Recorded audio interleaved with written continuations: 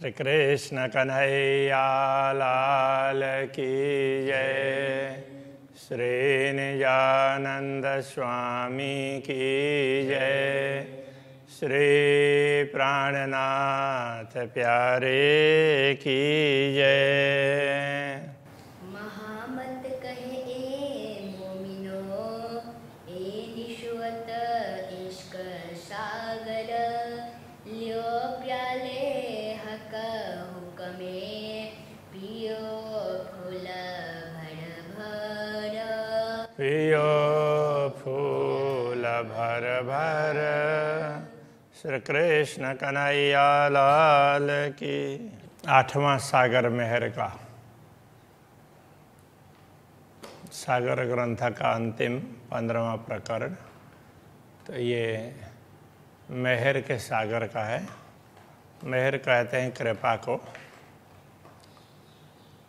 8 प्रकार के सागर की बात की है, तो उसमें से ये एक सागर है। जिन जिन सागरों का वर्णन किया है, उन सब सागरों को जब वर्णन करते हैं तो उसको श्रेष्ठ बताते हैं। तो उसका कारण यही है कि जो दिख रहा है तो वो श्रेष्ठ ही है। अखंड वस्तुओं में ऐसा ही होता है। जैसे दुनिया में हो, यदि एक ही प्रकार के मिठाई रखे हुए हैं तो सबको अलग अलग एक एक पीस दे देंगे उसमें से, तो किसी को बोलेंगे तो कौन सा मीठा था, कौन सा ज़्यादा अच्छा था। तो जो उसने खुद ने खाया तो उसको लगता हो सकता है मेरे साथ वाले ने खाया तो वो ज़्यादा अच्छा होगा। तो इस तरह से होता है। अथवा तो कुछ मिठाइयाँ रखी और उसमें से अब कौन सा पीस दे दो, तो उसको लगता अब कौन सा कहें। तो कई बार ये होता है कि दुनिया में जो खाया तो हो सकता है दूसरा इससे ज़्यादा मीठा हो, ऐसा लगेगा, क्योंकि वो दुनिया में अधूरापन है। तो परमधाम में पूर्णता है। तो पूर्णता में तो जो देखा तो वही पूर्ण है। जिस सागर का वर्णन कर रहे हैं तो सबसे श्रेष्ठ वही लगता है। जिस अंग का वर्णन करते हैं सबसे श्रेष्ठ वही अंग लगता है। जिस आभूषण का वर्णन करते हैं सबसे सुंदर वही लगता है। तो इस प्रकार से वो अखंड में ऐसा होता है। तो जो देख रहे हैं तो वो श्रेष्ठ है, क्योंकि उनको उससे पूरी पूरी तृप्ति मिलती है। दुनिया में तृप्ति नहीं मिलती है, तो परमधाम में पूरी तृप्ति मिलती है। तो दुनिया में और परमधाम में ये फर्क है। तो यह 8वां सागर मेहर का वर्णन करते हैं। तो यहाँ पर मेहर शब्द, मेहरे में ऊपर बिंदी भी होती है और नहीं भी होती है, तो दोनों प्रकार से। तो मेहर से, मेहर में, इस अर्थ में, मेहर के द्वारा, ऐसे अर्थ में वो मेहरे ऐसा दिया है। और बाकी मेहर कृपा, कृपा से उस अर्थ में। और कहीं कहीं पर मेहर ही ऐसा कि आता है, मेहर की बरकत, तो उसमें वो मेहर ही है, लेकिन तो बोलने में तो कहीं कहीं पर ऐसा होता है। तो जैसे बुंदेलखंड में उस तरफ में किसी को कोई बोलता है मैं अभी पन्ना में ही हूँ, तो शुद्ध तो ये होता है, किंतु पन्ने में ही हूँ ऐसा बोलेंगे। मूल मिलावे में बोलेंगे, मूल मिलावा में होता है शुद्ध। वो एक बोलने का तरीका होता है। बोलने के अलग अलग स्थानों में बोलने के अलग अलग थोड़े से ढंग, शैली में थोड़ा सा फर्क होता है। तो इस हिसाब से उसमें कोई अर्थ में फर्क नहीं है। तो अब आगे बढ़ते हैं। और सागर जो मेहर का सो शोभा अति लेत। तो अभी जितने भी सागरों का वर्णन किया है, अब कृपा का वर्णन कर रहे हैं, तो उनको सर्वत्र कृपा ही कृपा दिखाई देती है। तो इसलिए दूसरे सागरों से कृपा का सागर है वो अति विशिष्ट है, वो सब बताना चाह रहे हैं।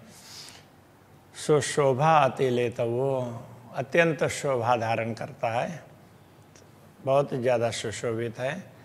लहरें आवे मेहर सागर, कृपा के सागर की लहरें तो जिधर देखो उधर ही तो वही सागर, वही लहरें दिखाई देती है।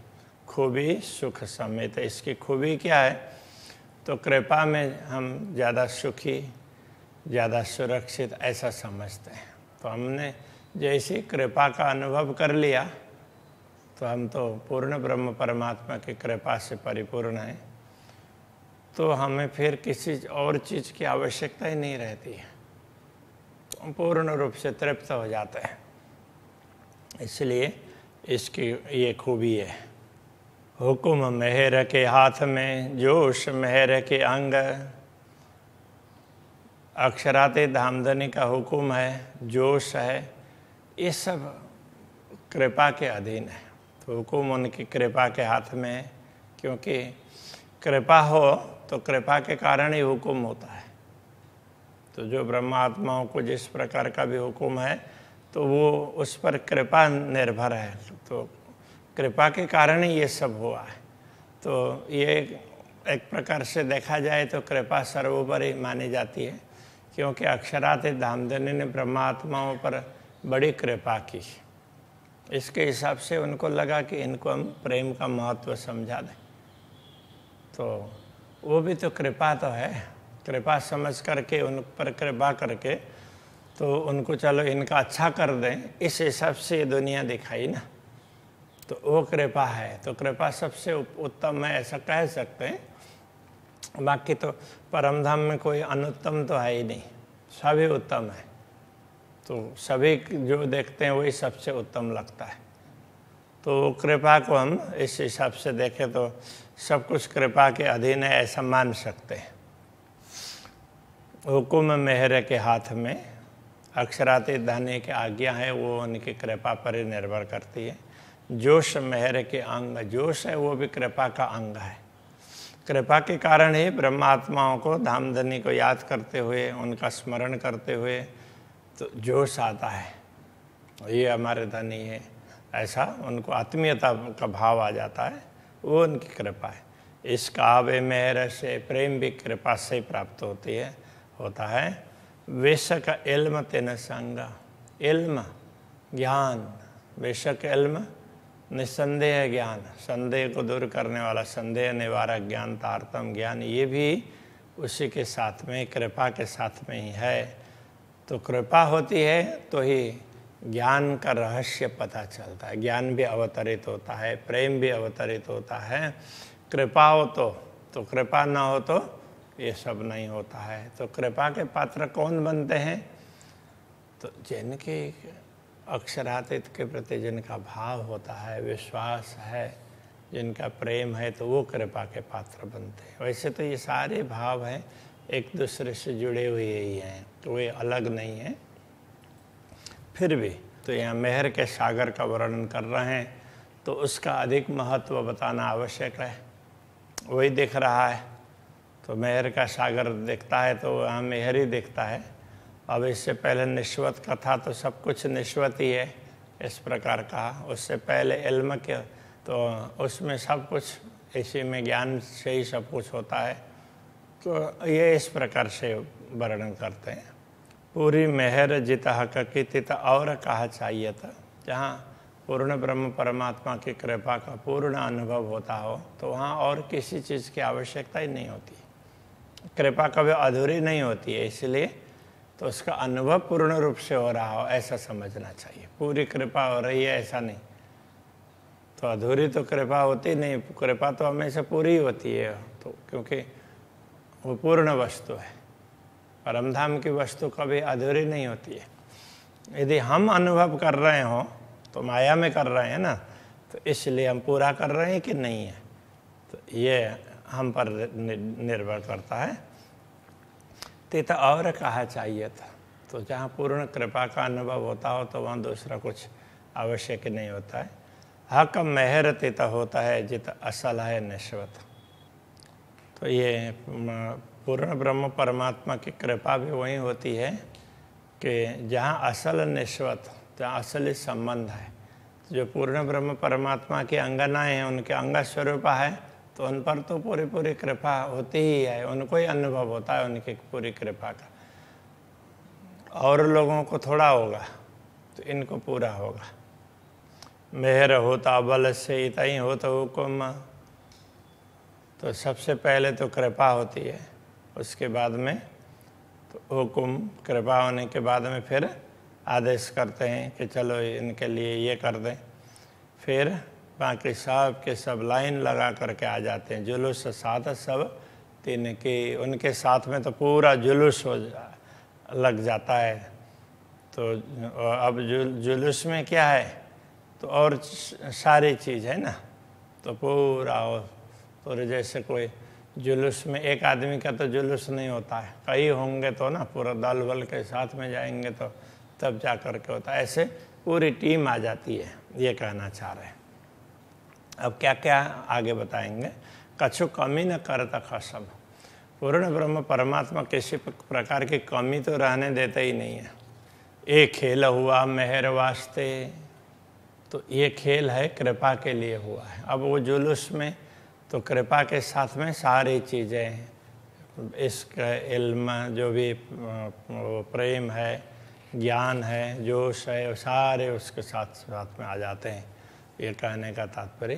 तो एक खेल हुआ मेरे वास्ते, ये खेल है, ये कृपा के लिए हुआ है, कृपा का अनुभव करवा रहे हैं, इसलिए माएँ खिलाए सब मेहर, तो इसलिए वो सब कृपा में ही सबको खिला रहे हैं, कृपा के अंदर ही, कृपा से उन सबको सुरक्षित कर दिया, कृपा का कवच दे दिया, इसलिए माया भी उनको बिगाड़ नहीं सकती।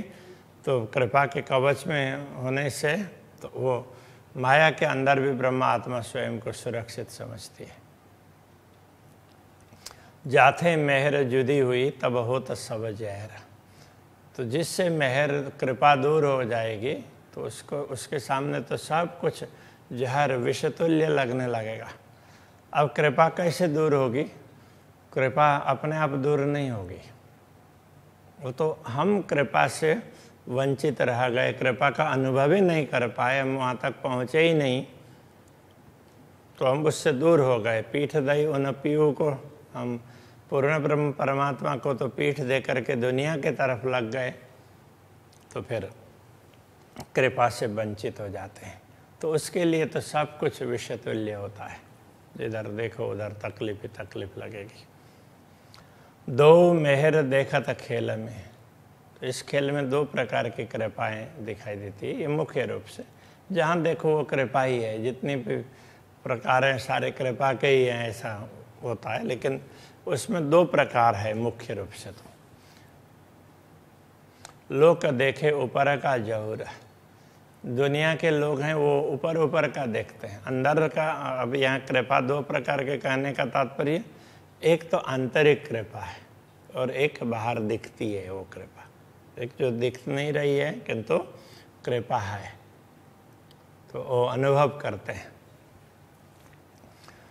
तो अब यहाँ दूसरे चरण में ये कहा, लोग देखे ऊपर का जहूर, लोग तो ऊपर ऊपर की कृपा उसको ही दिखाई देता है, वो उसको देखते हैं। जैसे किसी को संपत्ति मिली तो उसको लगता है हाँ मुझे कृपा हो गई है, किसी को पद मिला तो कृपा हो गई है, भौतिक वस्तुएं मिल गई तो उनको लगता है कि कृपा हो गई। अब अक्षरातीत के दर्शन हो गए तो सबसे बड़ी कृपा वो है ना, वो आंतरिक है। तो वो बाहर से ऐसा नहीं होता, वो आंतरिक है। तो ये महत्वपूर्ण बात है। तो इसको कोई लोगों को कोई मतलब इसको ज़्यादातर लोगों को ये पता नहीं चलता है।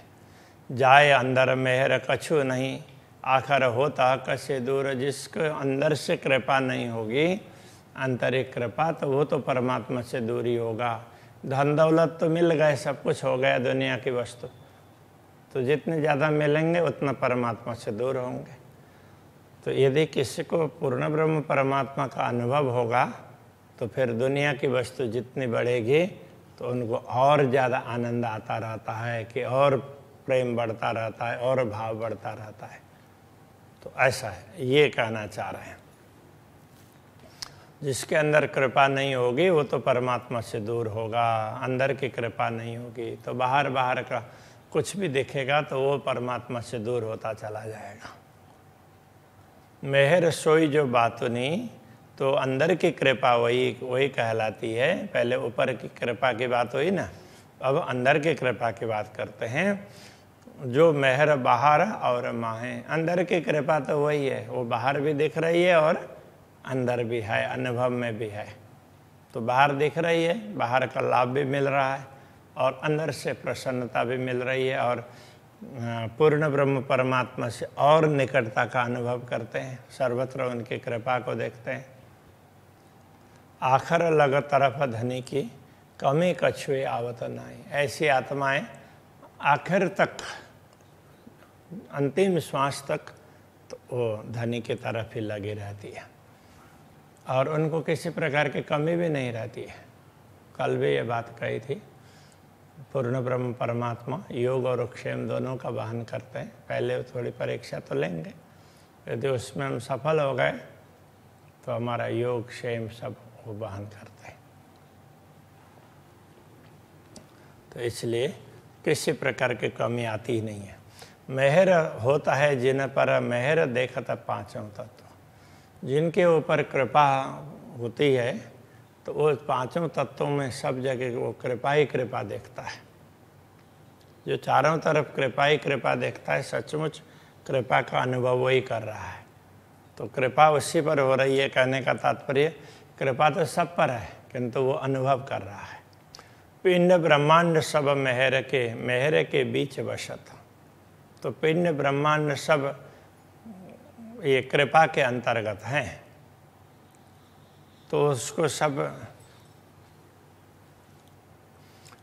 शरीर है, दुनिया के ब्रह्मांड कहने से दुनिया के धन दौलत कुटुंब परिवार या जो भी हो, दुनिया की मान प्रतिष्ठा जो कुछ भी हो, और तो उनको शरीर, ये सब उसको लगता है कि ये धनी की बहुत बड़ी कृपा है, पूर्ण ब्रह्म परमात्मा की कृपा से ये सब कुछ हो रहा है।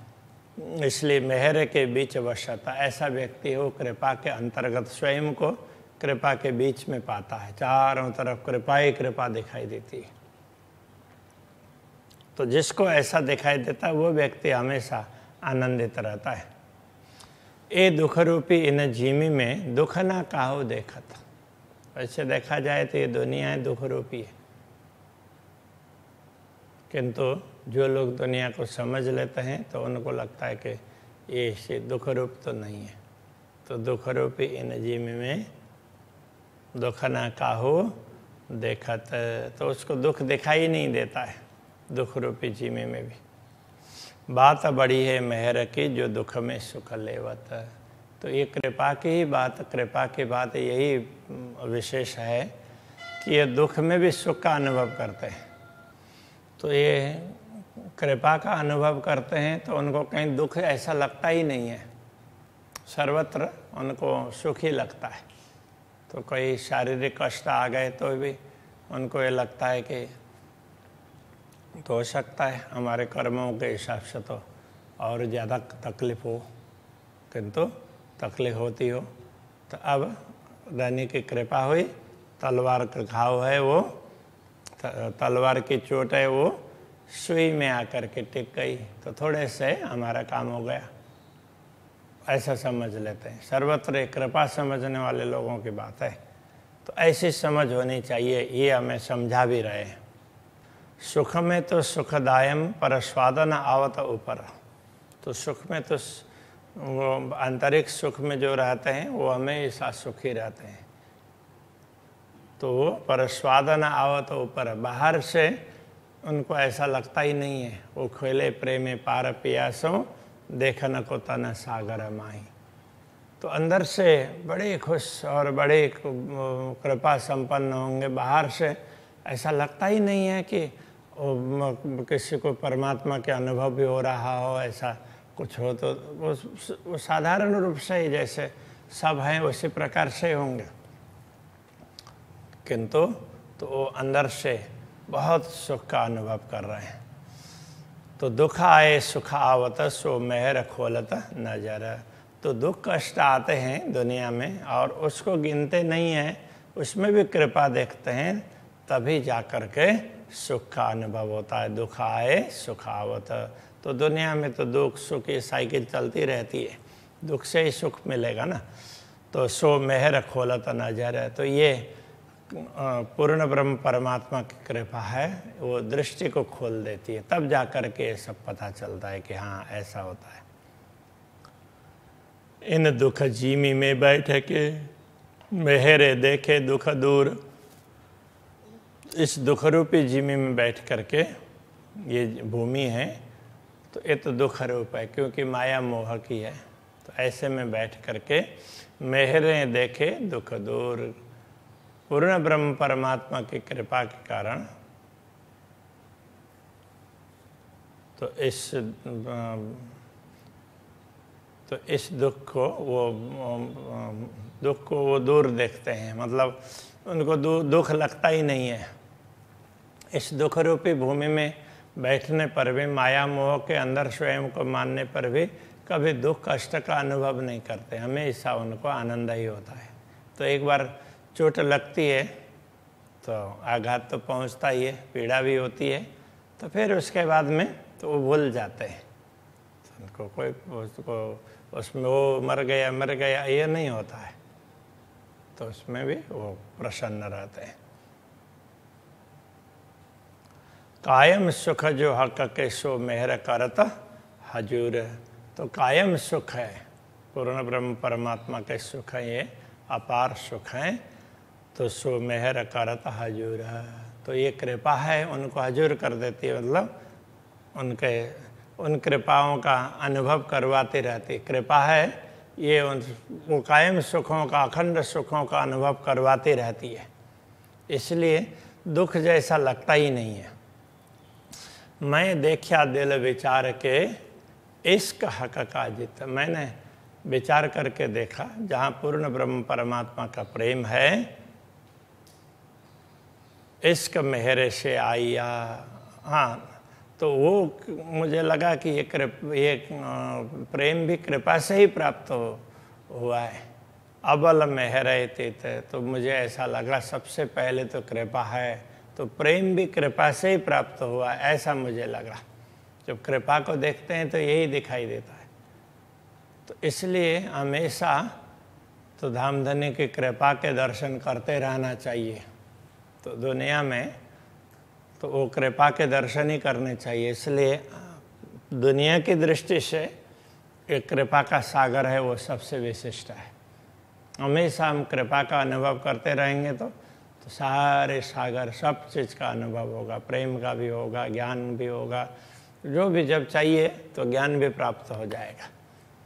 तो सारी व्यवस्था पूर्ण ब्रह्म परमात्मा मिला देते हैं। अपना इल्म जिन देता है सो भी मेहर से बेशक। पूर्ण ब्रह्म परमात्मा अपना ज्ञान किसी को देते हैं तो वो भी कृपा के कारण ही देते हैं। मेहरें सब विद लावत। इसी कृपा से सब कुछ प्राप्त होता है। जित हुकुम जोश मेहर हक। जहाँ हुकुम आदेश है, जोश है और धनी की कृपा, ये सब वो कृपा से ही, कृपा के कारण ही सब का अनुभव हो रहा है। जाको लेता है मेहर में, जिसको कृपा के अंतर्गत ले लेते हैं, ताए पहले मेहरें बनावे बजू। तो उसको पहले कृपा से उसके शरीर को भी तैयार कर देते हैं। जिस पर कृपा का, जिसके द्वारा कुछ करवाना हो, जिस पर कृपा करनी है, तो उसको पहले से उसकी तैयारी कर देते हैं। तो कहने का तात्पर्य ऐसा है कि जैसे जिस ब्रह्मात्मा से जो काम करवाना है, तो सतगुरु देवचंद्र जी महाराज से तो ये साधना समझानी थी और पूर्ण ब्रह्म परमात्मा का अनुभव कैसे हो सकता है, तो वो सारा उनके द्वारा ये दिखाना था ब्रह्मात्माओं को। तो उनके लिए शरीर कौन सा दिया? तो जो देवापी ने, बड़ा तपस्वी था देवापी के अंदर चेतना थी, उसने कितनी तपस्या की है, तो उसको अब कैसा शरीर मिलेगा? बड़ा अच्छा शरीर मिलेगा ना। तो इसलिए तो उस प्रकार से तैयार तो कभी माया मोह के कितने ही प्रपंच आ जाएं तो वो मन डिगेगा नहीं, ऐसा पहले से वो तैयार कर दिया। तो ये कहना चाह रहे हैं।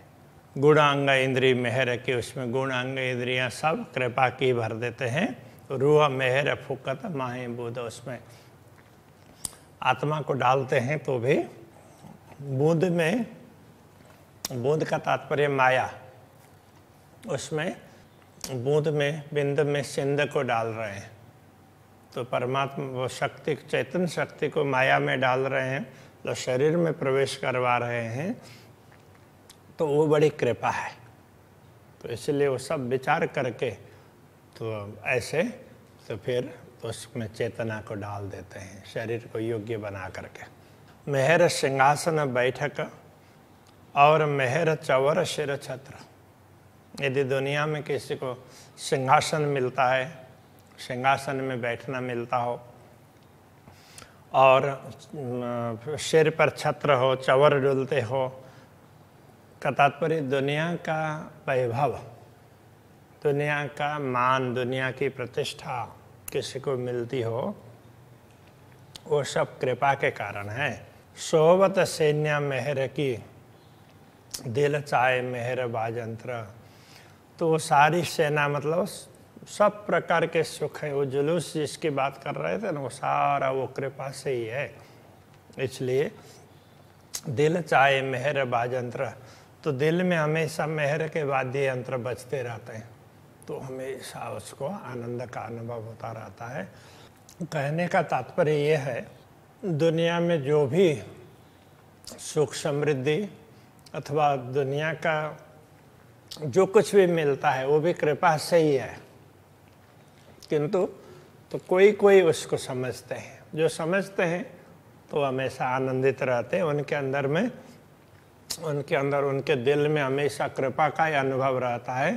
तो बाहर से, बाहर के वाद्य यंत्र के तरफ उनका झुकाव नहीं होता, उनके दिल में हमेशा वो प्रेम की तरंगें उठती रहती है। तो वो देखते रहते हैं कि धामधनी की कितनी बड़ी कृपा है, ये सब कुछ उनका है।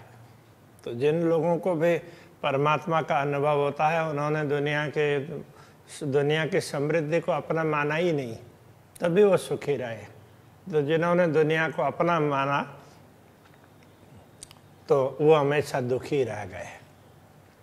श्री कृष्ण कन्हैया लाल की।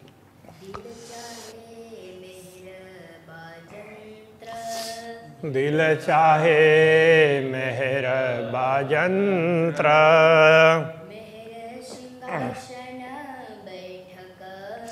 मेहर सिंहासन बैठक,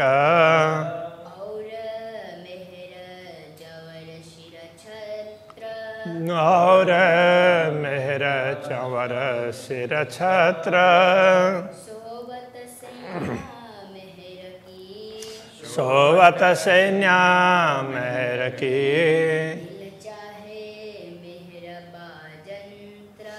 दिल चाहे मेहर बाजंत्र,